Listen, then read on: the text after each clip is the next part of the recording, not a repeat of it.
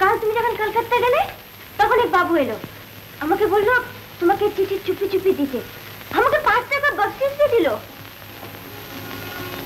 সোমা, তুমি আজ অন্যের বিবাহিতা স্ত্রী। আমি তোমাকে বলতেই চেষ্টা করছি, কিন্তু পারছি না।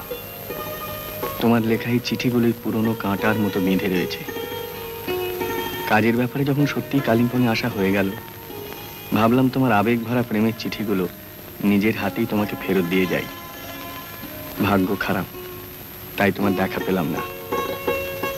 তবে তোমার খাস চাকরানিকে হাত করেছি, চিঠিগুলো নিশ্চয়ই তোমার হাতেই পৌঁছবে। আশা করি রাজরানী হয়ে তুমি সুখেই আছো।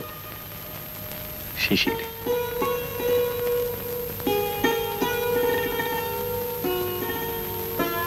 শিশির, আমার সুখের কোনো খবরই তুমি